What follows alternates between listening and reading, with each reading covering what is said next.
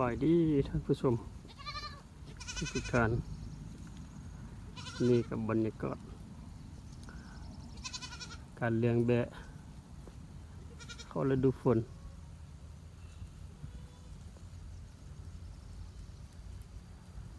หญ้าเริ่มเขียวขึ้นมาแล้วธรรมชาติ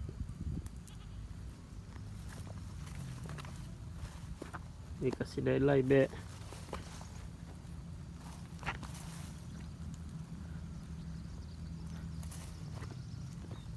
เข้าไปกินส่วนมันต้นของเอง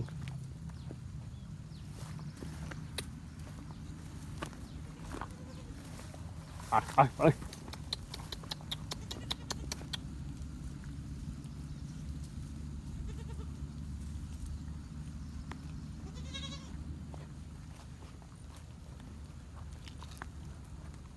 กินเนื้อมัน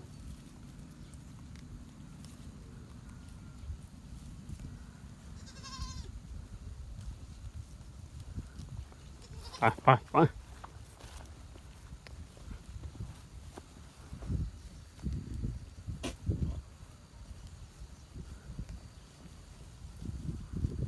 สาดตาม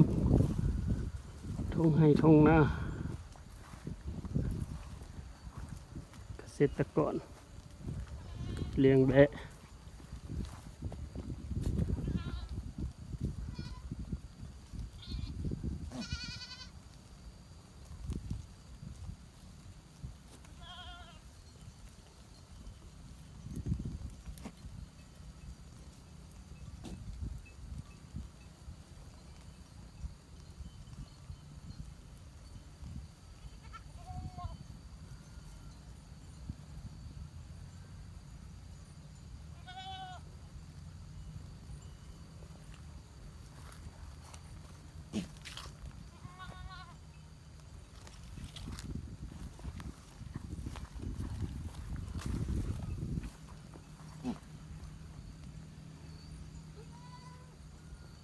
นี่ลูกมันตัวผู้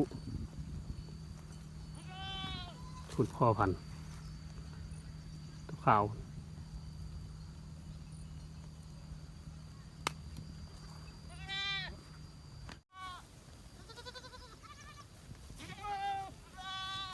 ไป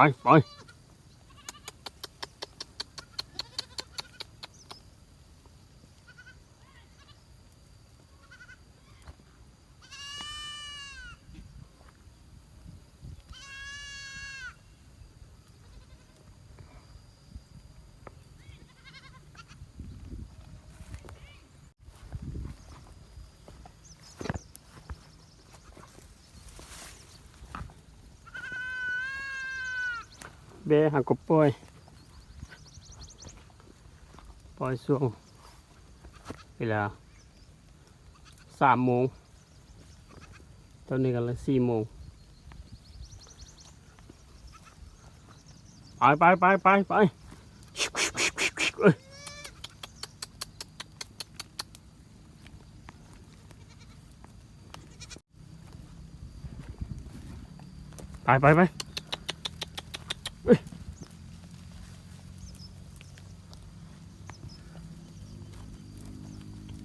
ป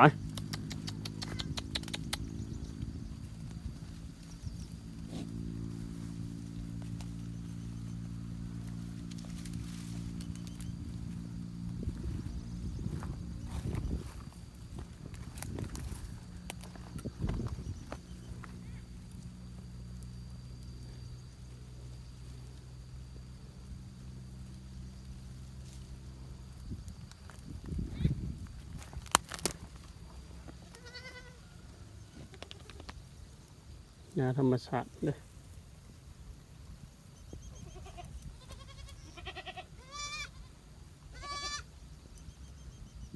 ไปแรงเว้ย